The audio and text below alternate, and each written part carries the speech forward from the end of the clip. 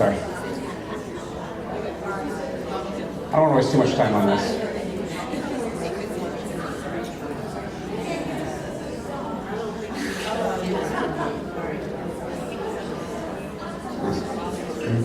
Past tense.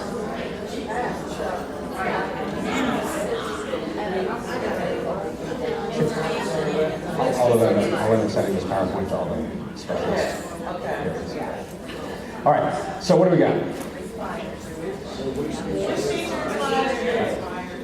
Which teacher inspired you? So obviously you have, because I like to skate. We're all here because obviously we're serving a fantastic purpose, right? Educating tomorrow's workers is what we like to call it, because these are our cyber students of tomorrow. But you guys are here because you answered a calling, or you're doing this for the money. You're probably here because you were inspired by someone when you sat in their classroom. How many were inspired by another teacher when they were younger? I was. My inspirational teacher came from high school math. He was my calculus teacher. Back when we only had chalk, he did not use white chalk, he only used yellow chalk, and you knew that because of the cloud that followed him around school. He was so excited about calculus. It was energizing. And I loved the course from then on. I took it for 2 more years in college. I went to sea using that knowledge, charting routes across the oceans. And then I went to school I taught in school in Florida, algebra honors, geometry, and geometry honors. And at my first year, I also had yearbook. First year ever teaching, and they gave me a yearbook. I had 5 preps that year. And I was a career changer. I asked myself, really? So he was my inspiration. Anybody have a quick inspirational story to share? Someone who really told you that this was what you wanted to do? Even if you didn't realize it at the time. I spent 10 years wondering where I needed to go and finally found teaching. But we all have those inspirational teachers. What we're here for is so that 10, 20, 25 years down the road, when your students are at their reunions and they think of who their inspirational teacher was, it's going to be you. We want you guys to be the story that students tell when they're getting together 20 years down the road, 30 years down the road. You're here, you're in these seats, giving up your precious summer because you're good teachers, because you care about the job that you do. Again, you're not here for the money. Is it the Great Wolf Lodge? Maybe. But how many knew before they were teaching that they'd be here at the Great Wolf Lodge? So you're here because of how it makes you feel, because you can go to sleep at night, because you're doing something that's going to help better society. Well, we want you to be the story that students tell about 20 years down the road. So we want you to be those inspirational teachers. And hopefully NICERC content will help you do that. I'm not saying it's a golden bullet, but it's great stuff. So let's talk a little bit about what the titles are, and then we'll get into cybersecurity content. Cyber literacy, this is one of our high school courses. It's designed for freshmen. It's hands-on, builds a strong cyber foundation, blends robotics, programming, electricity, and elemental liberal arts. There's actually 4 modules that students progress through, and they're stacked, so they're interwoven.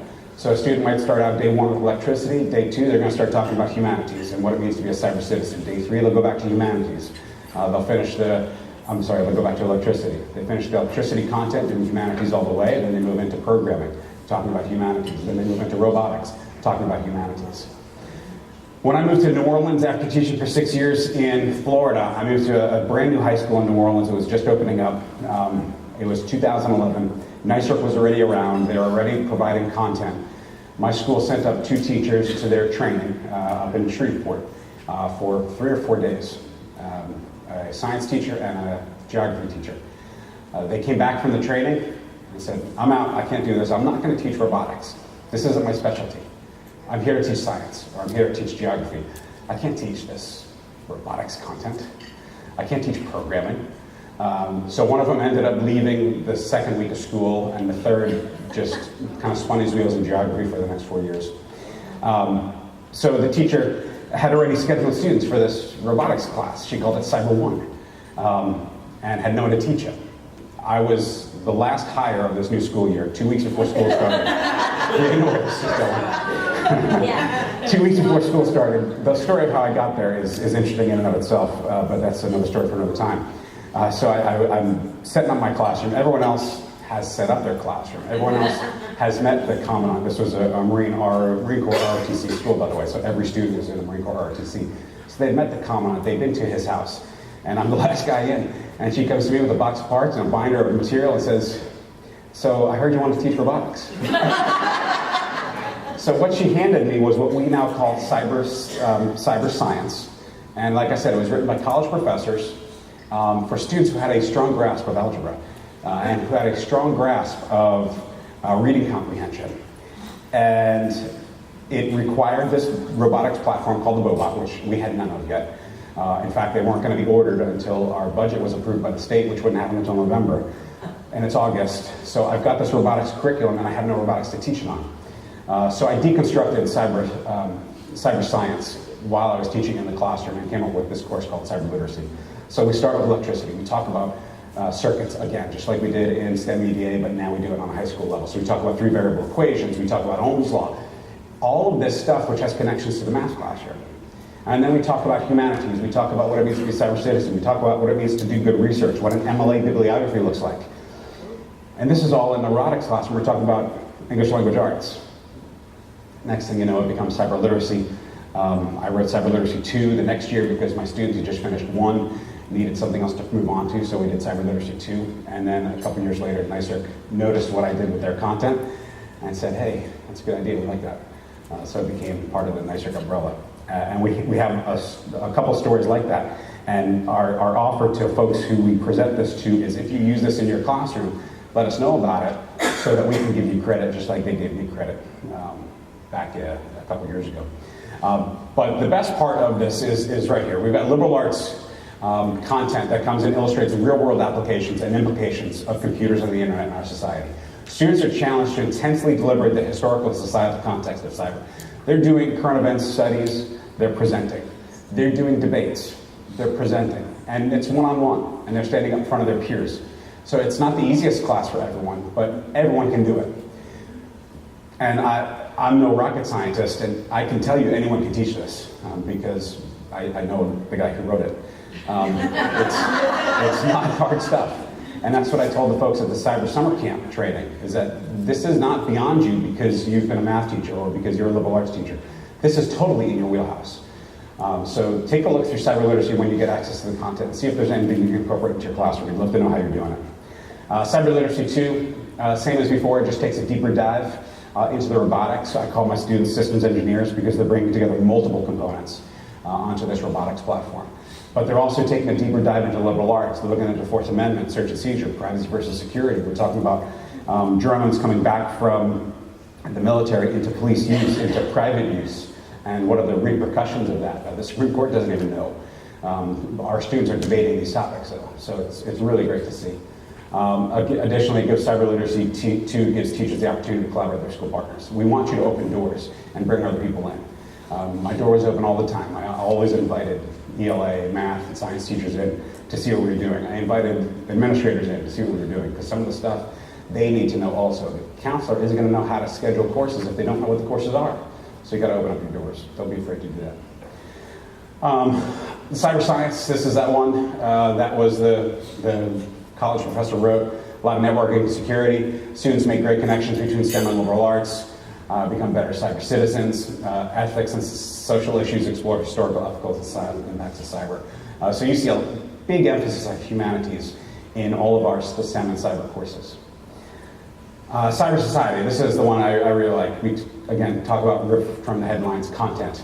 We're talking about law, politics, terrorism, ethics, communities, businesses, artificial intelligence, designed to enable teachers to use liberal arts concepts even if you don't have a robotics lab or a classroom that can accommodate those tools. All we ask is that you have some laptops to do online research and that you have the ability to do online research, that your networks aren't locked down so much that you can't find good stuff.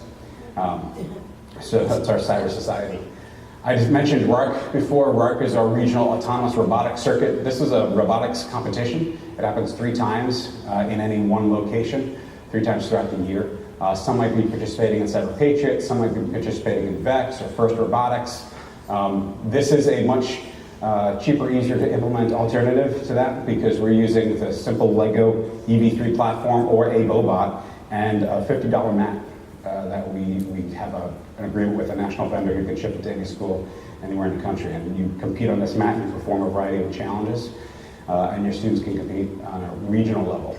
We haven't had any kind of national competition yet just because we've only got 4 regions that are participating. Northwest Louisiana, South Louisiana, South Carolina, and Arkansas. We've got some folks in California getting ready to step up a work competition circuit, but if there's a group of schools in Virginia that want to get together and try a new robotics competition, we'd love to help you set that up. We provide all the back-end support. We've got the storyline, the competition challenges, the mats, we've got that all taken care of. All we ask from our partners is they find a venue, and then they get teams to participate. And we'd love to get that off the ground here in Virginia. I think you guys are hungry for that kind of content. But again, I don't know your investments with other organizations, so I'll stop there. So to wrap up our curricula overview, it's modular.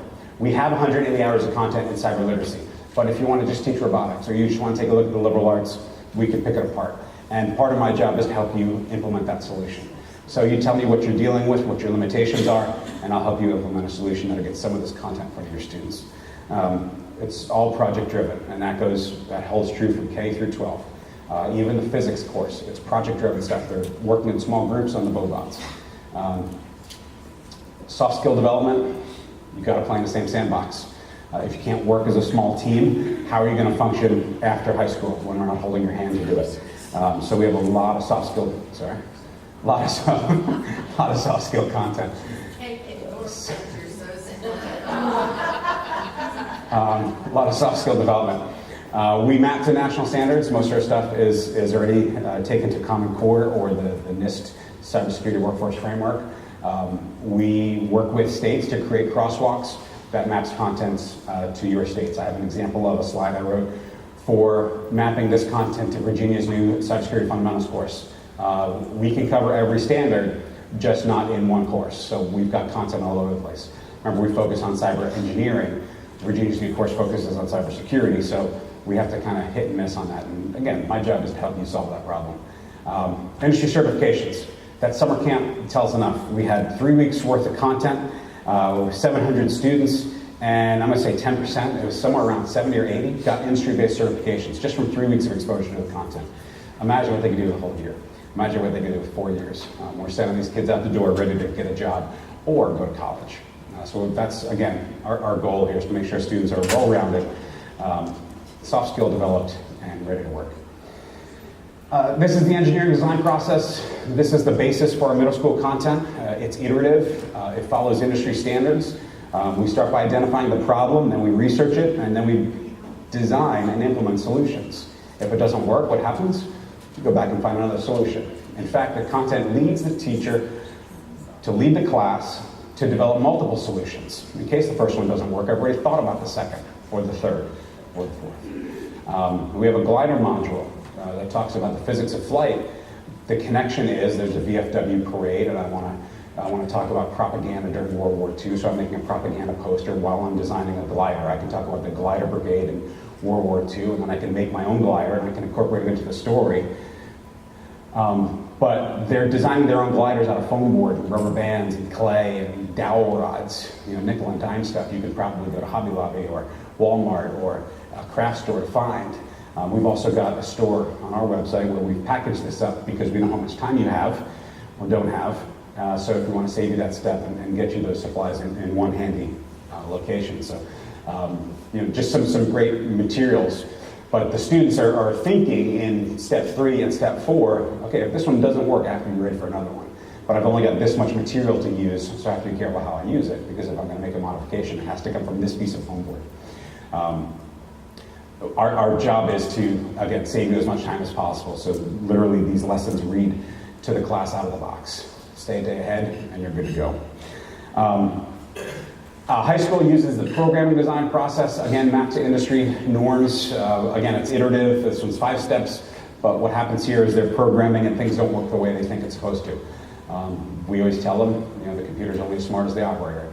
So go back and check your code. Go back and check your spelling.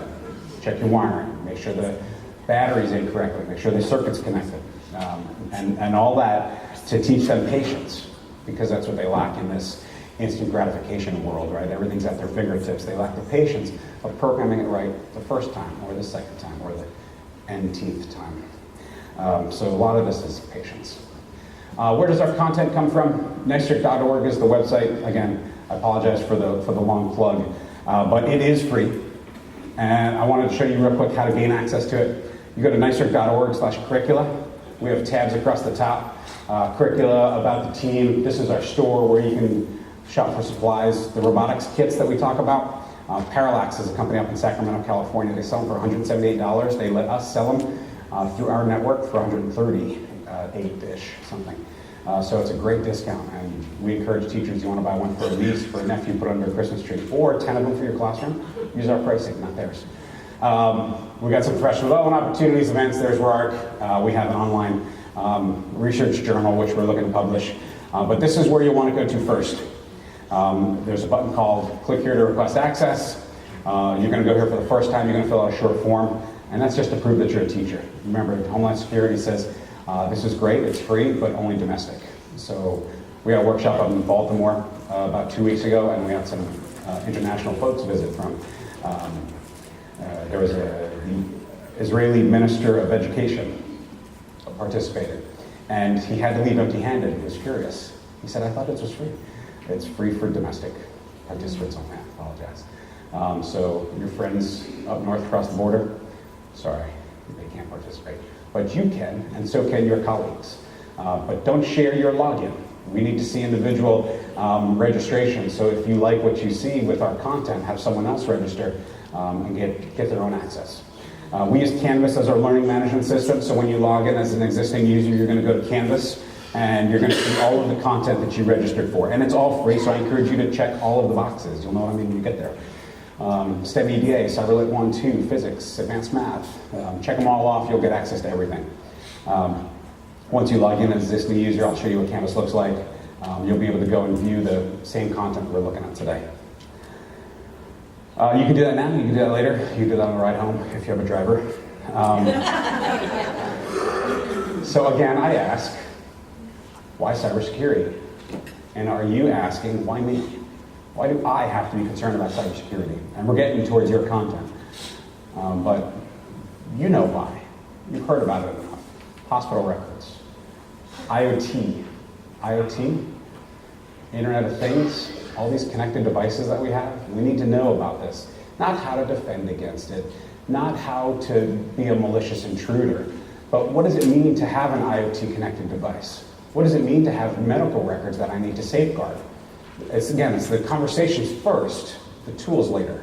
The tools will follow. There's plenty of schools in Virginia who are teaching the tools of hacking. That's not what we're here for. We're here to get that conversation out of the way. To have the unfortunate discussion of, you broke into the system to change grades, shame on you. Here's why. So how can we help your CTE area? This is one of those crosswalks I was telling you about. I've got some hard copies again. I wasn't expecting a full house, I apologize. I think I have 25 copies of this, and I'll pass them out, probably 1 or 2 per table. But a group of educators and business folks sat down in the fall. I was party to that, so I met some of the great teachers across the state and some of the business partners that you have. And we identified 70 or so standards that are going to be taught in this freshman level Intro to Cybersecurity, or Cybersecurity Fundamentals course. And what we did was then I sat down with all of those standards and said, okay, we're covering it. Where? Because it's not just enough to tell you that we're covering it. I want to tell you where so that you don't have to do the work of researching it yourself.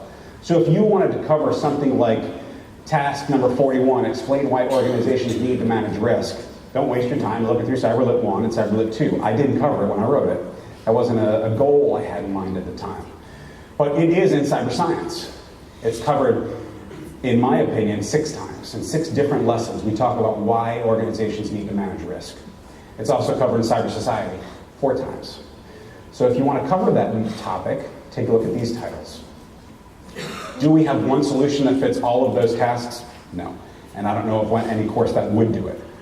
Here's another slide, just more of the same.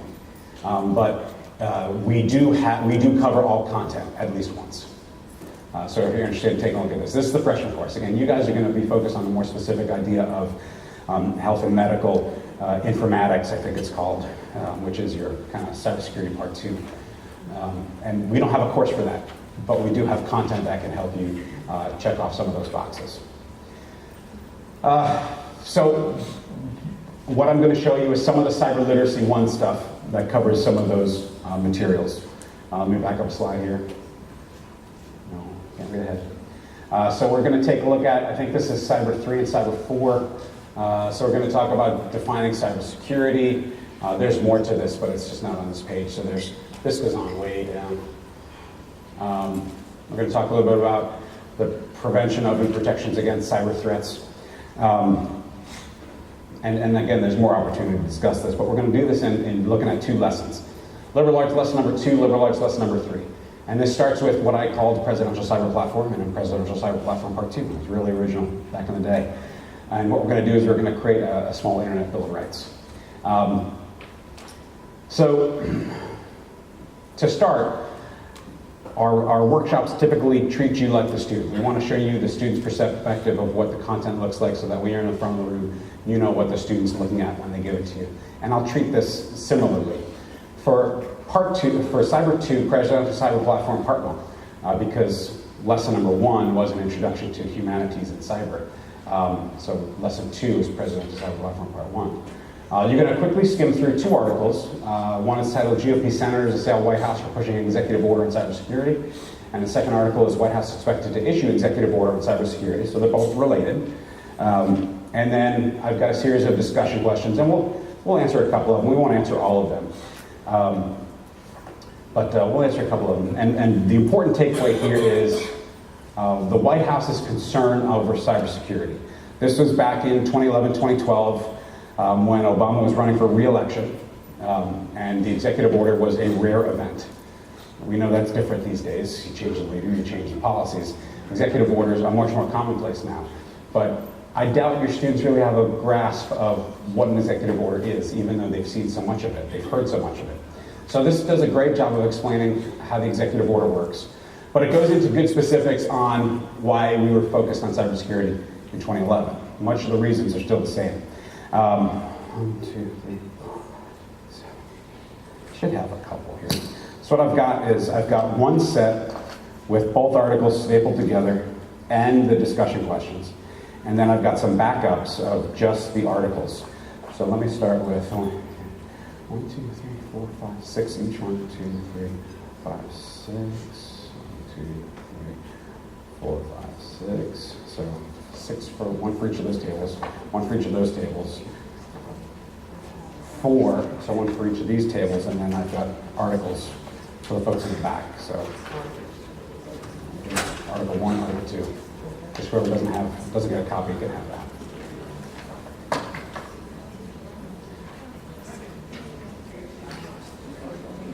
So you got a couple spare articles coming around. If you have a device, you can search for these. These are still posted online if you want to look for this article.